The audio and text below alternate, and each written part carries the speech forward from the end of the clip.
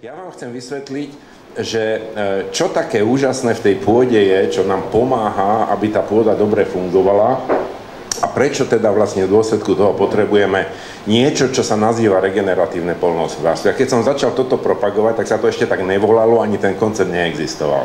Ale vždy som hovoril úplne jednoduchú vec, a to aj s tým aj začnem, aj skončím, že ako my nakrmíme pôdu, tak ona nakrmí nás. A keď toto si zapamätáme, tak vlastne už ani nemusím skoro nič hovoriť.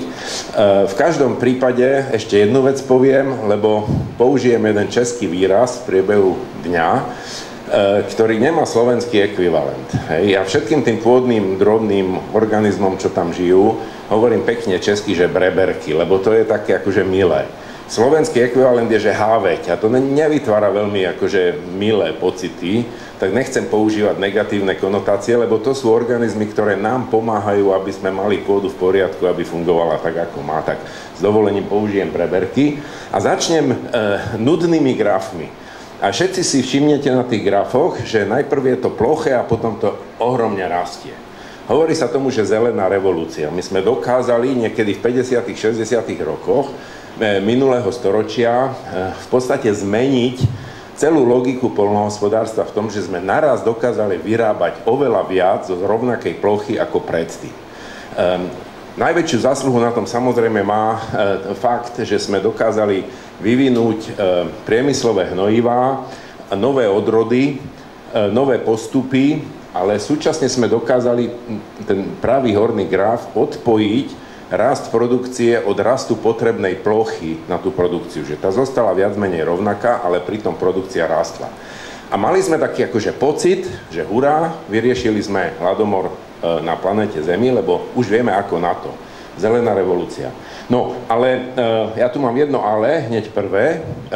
Počase sa ukázalo, po nejakých 2, 3, 4, 10 ročiach, že ten zázračný efekt toho, že sme doplnili vlastne živiny, ktoré chýbali v pôde, aby teda mohla plodiť viac, sa postupne vytráca. A teraz tá otázka je, že čo sa stalo, že sa postupne vytráca. A vtip je ten, a to vám ukážem v tej svojej prezentácii, že niečo sa v tej pôde deje a ten predpoklad, ktorý sme mali na začiatku, to znamená, že keď do tej pôdy pridáme len to, čo chýba, že dramaticky vyskočí produkcia, ten sa síce naplnil, ale to niečo, čo v tej pôde bolo, rôznymi postupne likvidujeme, takže tam ten predpoklad prestáva byť naplnený. A o tom je regeneratívne poľnohospodárstvo. Vrátiť tú pôdu do stavu, kedy je schopná plne dodávať, čo od nej očakávame, a to je do značnej miery, z môjho pohľadu pôdneho biológa, skoro zásadne závislé na tom, ako funguje pôdny život. A o tom to dnes bude. Takým hlavným sprievodným znakom, ktorý môžeme vidieť vo veľmi intenzívnych poľnohospodárskych oblastiach, je dlhodobo klesajúci podiel organickej hmoty v pôde, tej uloženej v pôde, nie to, čo tam sa naloží na vrch, ale proste tá, čo je dlhodobejšie v pôde. Ja som si dal vedľa seba dve mapy, tu je veľa svetla, nevidíte veľmi farby, ale toto je mapa intenzity pôdohospodárstva v Európe a toto je mapa obsahu organickej hmoty v pôde. A viete, že keď ľudia v neolite akože začali byť poľnohospodári, tak asi neišli robiť si polia tam, kde bola neúrodná pôda. Si vyberali miesta, kde naopak bola tá pôda najúrodnejšia, v nivách a tak ďalej. To znamená v mieste, kde obsah organickej hmoty bol vysoký. Odhaduje sa, že ten priemerný obsah bol niekde okolo 4–4,5%. Keď sa pozriete na dnešnú situáciu, teda to je asi 2010, toto sú najintenzívnejšie oblasti poľnohospodárstva v Európe. Som vybral trošku aj tu na akože Panóniu a tak, ale oveľa intenzívnejšie, to všetci viete, je to na západ od nás. A keď sa pozriete, že kde nám chýba uhlík organický, tak aj človek by čakal, že teda by to malo byť dobre, ale není. Hej, organická hmota práve v týchto miestach je nižšia ako v okolí. Niečo už nám to indikuje, že intenzívne poľnohospodárstvo nejakým spôsobom prispieva k tomu, že sa stráca organický uhlík z pôdy a ako si ukážeme, to je dosť dôležitý problém. Toto je taký konceptuálny graf, ktorý ja preskočím, alebo nepreskočím, ale len veľmi krátko komentujem.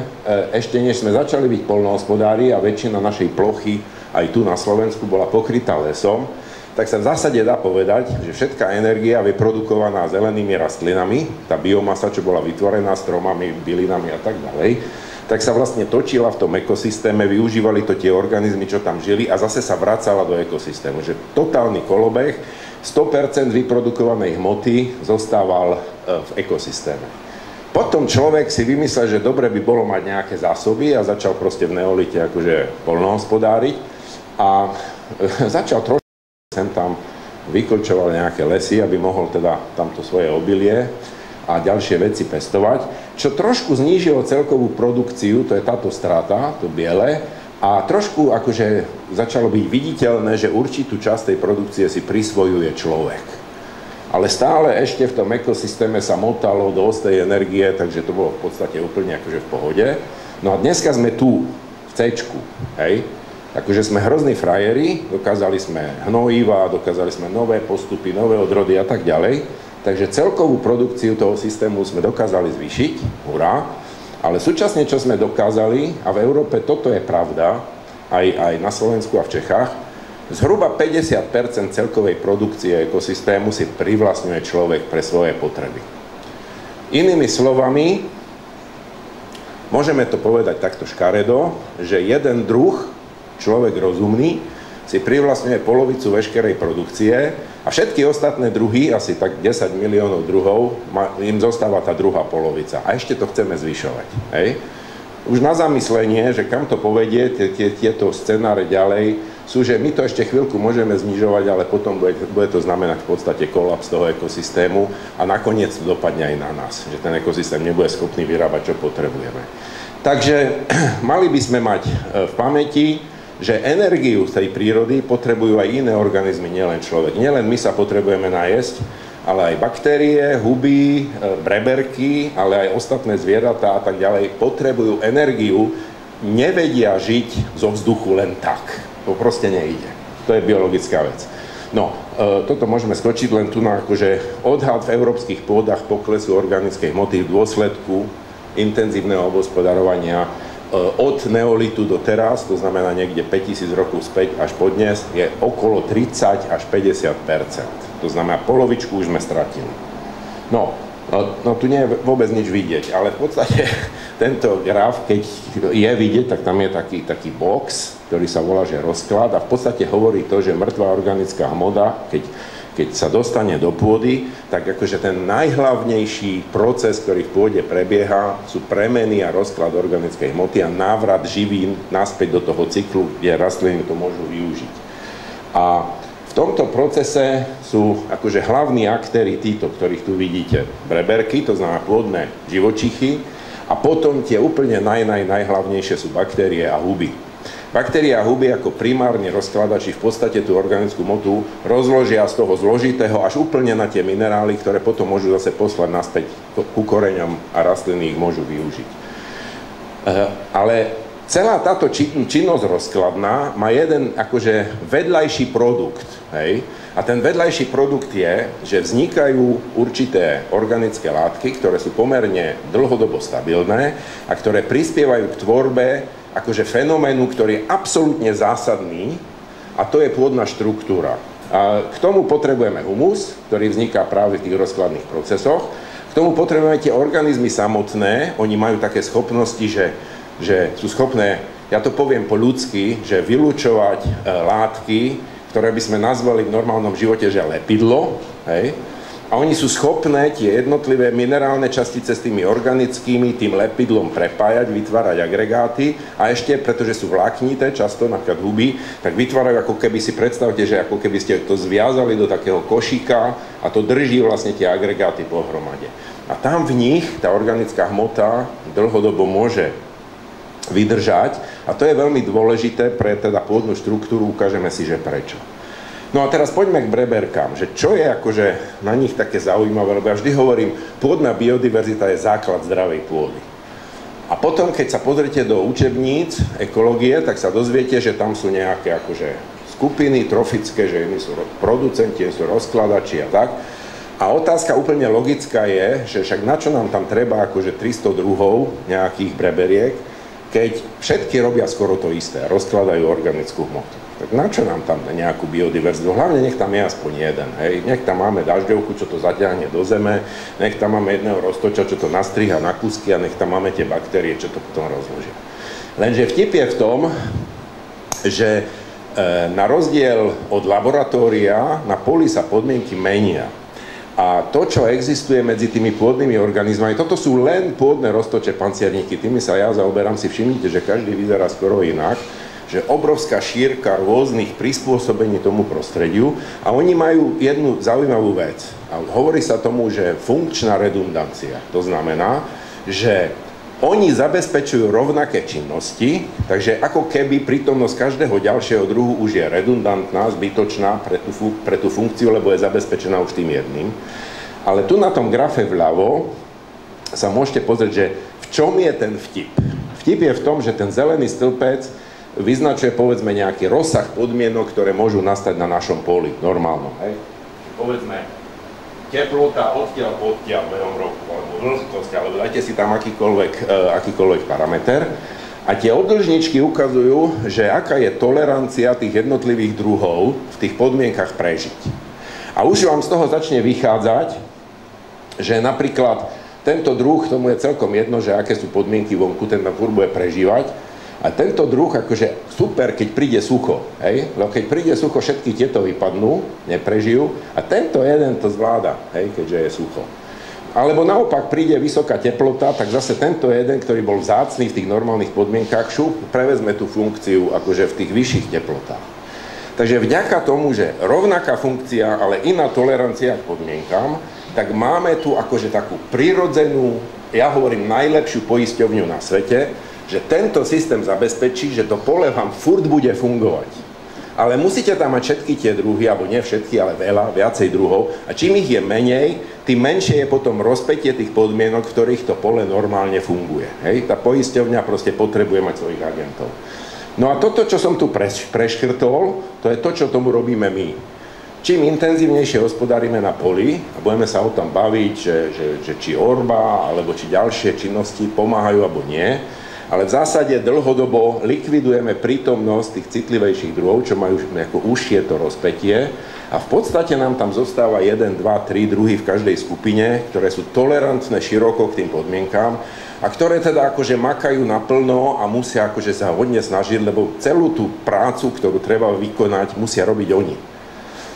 A dôsledok je, že keď prídete na nejaké pole, na nejakú farmu, tak vlastne poviete, no tak mali sme sucho a teraz máme záplavy a ja neviem, čo sme tam dali a furt to funguje, však ako čo, není problém, hej.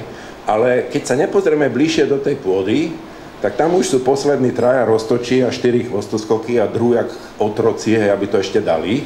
Navonok to vyzerá, že všetko je v poriadku, ale pokiaľ aj tieto posledné druhy nejakým zásahom v podstate zlikvidujeme alebo znížime ich prítomnosť, tak nám môže celý ten systém skolabovať. A my už sme dneska, bohužiaľ, pri tom spodnom konci, ja som robil výskum na východoslovenskej nížine, neviem, či tu niekto je z východu, kde sú glejové pôdy, kde je to pomerne akože ťažké vôbec prežiť pre tie organizmy.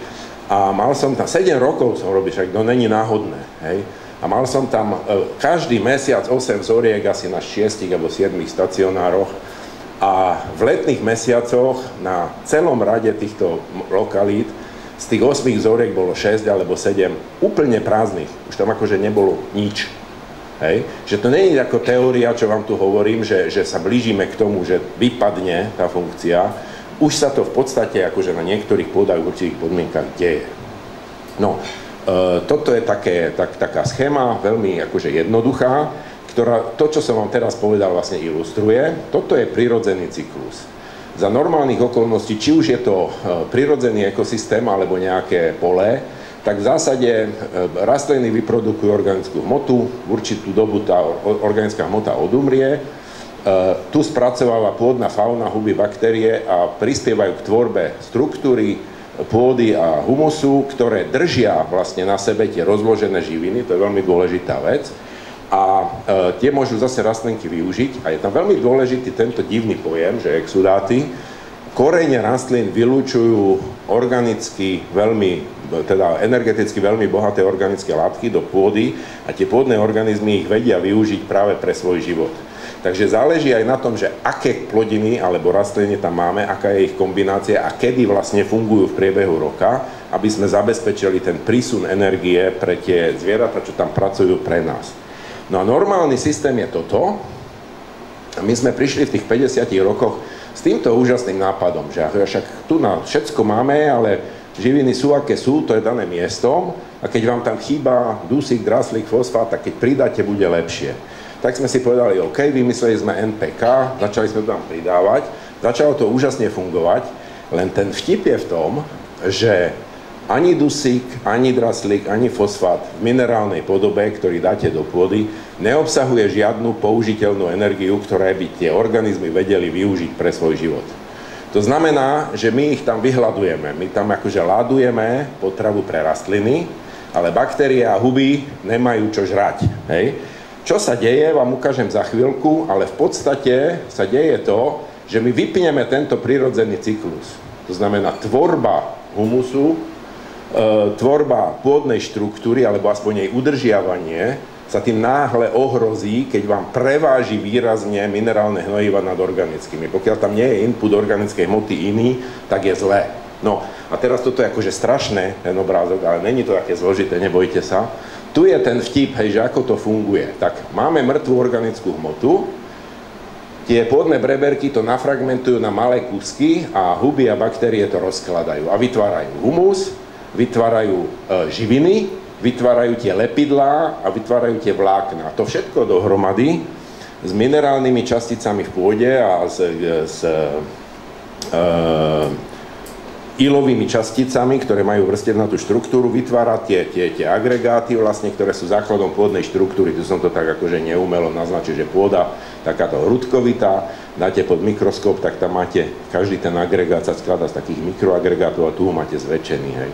Takto je to dolepené dohromady. Nesmierne štrukturovaná vec, kde akože keď ste baktéria, tak cez ten jeden agregát za celý život sa nedostanete, lebo to je akože tisíce metrov, čo treba prekonať, hej. Niekde som čítal, v 1 centimetri kubickom v dobre obsadených pôdach hubovými vláknami môže byť až 8 km tých vláken v 1 kubickom centimetri. A my ste mali predstavu, že o čom sa tu bavíme, hej. Samozrejme na poliach to není ten prípad. No a teraz, čo sa deje? V normálnom systéme proste to vytvára tie mikroagregáty a ukážeme si, že prečo je to dobré, že to drží vodu a živiny a tak. Ale keď začneme robiť to, že škrtneme tú mŕtvú organickú hmotu alebo výrazne znížime a do toho ideme s orbou a so všetkou normálnou agrotechnikou, tak my prevzdušňujeme pôdu, zrýchľujeme rozklad, ale vypli sme tvorbu. Rozumiete to jak váňa, že máte, že púšťate vodu dovnútra a vyťahnete špunt. A kým to je v rovnováhe, tak furt tam je voda, tak je to OK. Môžete aj orať a môžete aj niečo brať. Ale v momente, keď vy vypnete ten prítok, ale odšpuntujete, tak čo sa deje? Hej? Strácate. Hej? A to je to, čo sa nám deje v tých pôdach, kde sme vypli zdroj mŕtvej organickej hmoty a len tam sypeme tie minerálne živiny, aby rastliny mohli fungovať, ale v podstate tá štruktúra tej pôdy sa nám stráca, rozpadá sa. Hej? A to je vlastne, a prečo sa rozpadá, ešte dôležitá vec, lebo tak jak človek, tak aj baktérie, aj huby majú nesmiernu vôľu akože prežiť, sa im nechce akože zdochnúť. Hej? To znamená, že keď im nedodáte tú energiu, tak oni majú takú úžasnú vlastnosť, hovorí sa tomu, že switching, že si prepnú vo svojej genetickej informácii, si prepnú tie enzymy, ktoré mali nastavené na tú sladkú, takú tú každoročnú, rýchlo sa rozkladajúcu organickú hmotu, čo prichádza s opadom a s koreňou a z tých exudátov. A naučia sa v úvodzovkách rozkladať ten humus, tú hmotu, ktorú dlhodobo si ukladali ako do špajze, hej, v tej pôde. A teraz akože im tečie do topánok, tak aby neskapali, tak si prepnú enzymy a toto, čo normálne nie je atakované a nerozkladá sa, tak začnú rozkladať. A tým, že to začnú rozkladať, tak začne rozpadať tá pôdna štruktúra. Hej, lebo im nič iné nezostáva, oni nemajú alternatívu. No, a takže aké to má dôsledky? Teraz o tom bude pán Marhavý určite rozprávať, ale vtip je ten, že keď sa vám tie agregáty začnú rozpadať, tak sa vám uvoľnia tie ilové častice, ktoré majú takú tendenciu, že migrujú v tom pôdnom profile s vodou a idú dole do nejakého podorničia, tam sa ukladajú, vytvárajú vrstvu. A zase obrazne povedané, to je niečo také, ako keby ste v určitej vrstve pod ornicou akože dali taký igelitový obrus. Hej? A teraz, keď príde nejaký dážď, tu máte rozpadnutú štruktúru, čiže ilové častice sa vám tu nazhromaždia a nakoncentrujú, nad tým zostanú tie väčšie častice, ktoré sa vedia pohybovať s vodou a vy si zvyšujete vlastne šancu pre vodnú eróziu tej pôdy, z toho povrchu. A vtip je ten, keď sa pozriete do starých učebníc agrotechniky, tak tam máte vypočty, že aký musí byť sklon toho svahu, aby bol ohrozený erózne. A potom idete do terénu na Južnej Morave, kolegovia vám potvrdia, alebo aj hoci kde inde, a máte tam také pole, že skoro ani nevidíte, že tam je nejaký sklon, hej, takmer rovné, a stojíte tam a počlenky akože v erodovanej pôde, ktorá stiekla k vám. Po úplne minimálnom svahu. Lebo tam je ten igelitový obrus a keď vám prší, tak aj maličkatý sklon vám potom stačí, že vám to začne brať tú jemnú pôdu preč a nemusí to byť vôbec veľký svah. Čiže to je jeden dôsledok straty pôdnej štruktúry.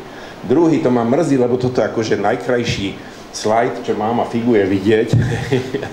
Ale vľavo je pôdny agregát, kde je veľa organickej hmoty, to je to žlté, a vpravo je taký, kde chýba tá organická hmota, sú tam len zvyšky. A teraz, keď do tejto pôdy pustíte rovnaké množstvo vody za rovnaký čas, čiže príde veľká zrážka, čo sa deje v tej pôde? Deje sa toto. No, neviem, či to veľmi vidieť, ale vtip je ten, že tam, kde je dobrá štruktúra a veľa organickej hmoty, tak tá pôda nasiakne oveľa väčšie množstvo ako špongia a podrží tú vodu, nenechajú utiecť. Tam, kde nemáte tú štruktúru, tak tá pôda pretečie veľmi rýchlo, jednak sa zrýchli a jednak nezadrží tá pôda dostatok tej vody. Čiže je tam jednak ten efekt tej rýchlosti toho a jednak to, že strácate kapacitu pôdy držať tú vodu v tom pôdnom profile. A to je úplne zásadná vec v tých suchách, čo máme teraz. No a ja som myslel, že tu je tma. Nič. Takže ja to poviem veľmi jednoducho. V prípade, že tá pôda funguje tak, že má dostatočný input organickej hmoty, to sú tie prírodzené ekosystémy a tak ďalej, tak sa deje to, že sa vytvárajú humusové látky, podporuje sa pôdna štruktúra, zlepšuje sa zadržiavanie vody a recyklujú sa minerálne živiny, ktoré sú v tom ekosystéme k dispozícii. To neznamená, že to je dostatečné. Hej? Môže byť potrebné pridávať, ale to, čo tam je, sa recykluje pomerne veľmi efektívne. Áno? A tu sú dve také šipky, čo nevidno. Tým, že sa tu na niečo ukláda do humusových látok, tak to sú organické látky. Čiže len keď sa zamyslíte, organické látky, to sú látky obsahujúce uhlík. Znamená, množstvo tej organickej hmoty, čo vstupuje do pôdy, vlastne je vyššie než množstvo, ktoré sa rozloží a zase v podobe CO2 sa vráti do ovzdušia, lebo určitá maličká časť toho zostane ako humus v pôde. Inými slovami, keď sa bavíme o klimatickej zmene, tak pôda dobre fungujúca zdravá nám funguje ako dlhodobý zásobník, ktorý odoberá po malých množstvách, ale plošne a na nekonečný čas, kúsok po kúsku odoberá uhlík z ovzdušia. A vtip je v tom, že tu máte staré pôdy, niektoré aj 2000-3000 rokov, ktoré ten uhlík je samozrejme v nejakom cykle, že čiastočne sa zase rozloží a tak, ale stále tam tá pôdna zásoba je zachovaná vďaka činnosti tých pôdnych organizmov a to nám drží vlastne nejaký balans. Tomuto režimu ja hovorím, že akumulačný, že majme pôdy v akumulačnom režime, aby nám akumulovali uhlík, vytvárali štruktúru, držali vodu, držali živiny. No a to, čo my sme urobili na poliach je, že sme pridali hnojiva, akože nič proti tomu, ale škrtli sme toto. Všetko, čo sa dá, začíname byť akože hyperefektívni v odnášaní organickej hmoty z pola. Najprv sme brali len klasy, hej, len obíry, lebo však treba jesť. A potom sme si povedali, však nenecháme tam tú slamu zbytočne zhniť, hej, to, ja nemám rád slova zbytočne zhniť, lebo nič na svete nehnie zbytočne, hej. Ale taký je proste postoj tak sa začalo zbierať, že však poďme to na teplo, alebo na energiu, alebo nejak akože využívať, hej. Teraz už máme stroje, čo vám neurobia akože dlhú slamu na strnisku, ale úplne čo najviac to osekať, hej. Teraz máme odrody, ktoré veľmi efektívne využívajú tie živiny, čo pridávame, a ešte eventuálne tam urobíme, že rozvod, že precision agriculture, a my keď tej rastlinke dávame všetko, čo potrebuje, tak pre rastlinku je to absolútne super, hej? Ale ona nám zlenivie. Čo to znamená? Na čo by ona investovala energiu a materiál do tvorby koreňového systému, keď všetko, čo potrebuje, jej dáme po kvapkách tomu koreňu, presne v tom množstve, čo jej treba. Čo je dôsledok? Dôsledok je, že tie plodiny, čo pestujeme, investujú menej, to akože z hľadiska produkcie nadzemnej biomasy. Hurá, super, máme viacej obilia, ale je menej koreňov v tej pôde. Takže ešte aj to málo, čo v tej pôde nechávame po žatve, tie korene, tak aj toho je menej, než bývalo kedysi. A úplne najviac je to vidieť, keď sa pozriete na... Vykopte si niekedy proste lúku a korene nejakých tráv a vedľa toho nejakú ešte jarninu, hej, že jarnú pšenicu, hej, čo je na konci mája. A uvidíte, hej, že tie trávy majú podzemnú biomasu, tie korene idú do 80 cm husté, takže keď ich aj odstránite z vrchu, že pokosíte, odnesiete, tak tie korene, obrovské množstvo tej biomasy, tej hmoty zostáva v tej pôde. Keď zoberete úrodu z poľa, tak to, čo tam zostane, je pár korienkov, ktoré akože nemá dôvod tá rastlina vyvíjať. Čiže my dramaticky ovlivníme ten input mŕtvej biomasy, breberky nám zaútočia na tú pôdnu štruktúru, čo si odkladali, lebo treba im prežiť. A to znamená, že menej tej mŕtvej biomasy, ktorá prispieva k tej akumulácii, ale zase to, čo tu bolo ako zásoba, tak sa začne uvoľňovať. Mení sa režim na exploatačný a viacej CO2 odchádza z pôdy, ako organickej hmoty do nej vstupuje. Pôda sa stáva miesto zásobníka zdrojom CO2. A zase, je toto teória? Není. Pozrite sa na, čo platilo Slovensko a Česká republika ostatné 2 roky za povolenky za CO2. Každý rok v minulosti sme si odčítali, v Čechách viem čísla, na Slovensku neviem, 2 miliardy korún sme si odčítali za to, čo nám zoberú lesy a polia, takže o toľko menej sme platili. Až naraz sa ukázalo, že už sme v exploatačnom režime, fúni nám z tej pôdy, miesto aby to odoberalo. Nemohli sme to odčítať a s veľkým prekvapením minister financií zistil, že ideme platiť o 2 miliardy viacej, lebo nemáme akože ten odber, ktorý normálne nám ten ekosystém zaisťuje. Takže veľmi zásadná vec, udržať pôdu v tom režime akumulačnom, lebo ináč proste ani klimaticky neprospievame. Ja už sa asi blížim ku koncu. Toto je taký obrázok zhrňujúci, našťastie biely, tak trošku vidíte. Keď sa pozrieme na to, čo nám má pôda poskytovať ako ekosystémovú službu, to znamená vodozádržnú, stabilizačnú, produkčnú, ukladanie uhlíka, biodiverzita, milión ďalších ekosystémových funkcií, tak toto je plný rozsah. Toto všetko nám pôda môže dávať zadarmo, nemusíme to robiť. V akumulačnom režime vždy pre dané podmienky je to maximálne možné. Není to vždycky absolútne, samozrejme, niečo môže chýbať, ale viac z toho nedá sa dostať, než koľko tie podmienky dovolia v danom režime. A? Dobre, to je pripomienka, že už mám končiť. Keď idete, akože, že odoberáte ten zdroj organickej hmoty, tak do určitej miery ste stále ešte nad tou hladinou, kde to je vyrovnané, kde to je 1:1. Čiže ten udržovací režim je režim, kedy to, čo sa vloží, sa aj rozloží. Čiže furt to ešte ako sa nezhoršuje ten stav. Hej? A potom čokoľvek pod tým už je tá exploatácia, kde nám tie jednotlivé ekosystémové služby, ich rozsah sa zužuje. A toto je minimum, čo potrebujeme na tom poli. Čiže keď sme tu na niekde v tejto oblasti, tak toto je deficit, ktorý neostáva nič iné, len musí nahradiť človek. Musíme zavlažovať, musíme pridávať veci, musíme sa o to starať, musíme riešiť zhutnenie a tak ďalej a tak ďalej. Hej? To sú všetko veci, ktoré stoja energiu, ktoré stoja peniaze a ktoré nevždy fungujú, alebo fungujú len dočasne, musíte ich opakovať. No a teraz najväčšie prekvapenie pre výskumníka, ako som ja. Hľadal som vo všetkých možných publikáciách po celom svete, že kde leží táto hranica pre jednotlivé ekosystémy. Odpoveď nevieme. Jediné, čo vieme, je, čo je určite dobré a čo je určite zlé. To vieme. Tie príklady toho konca tých extrémov máme, určite o nich bude ešte reč. Ale že koľko treba nechať na kukuričnom poli biomasy, aby neprešla do exploatačného režimu, alebo koľko treba nechať organickej hmoty, čo ja viem, na strnisku po pšenici. Nevieme. Tak len námet pre ďalší agroekologický výskum.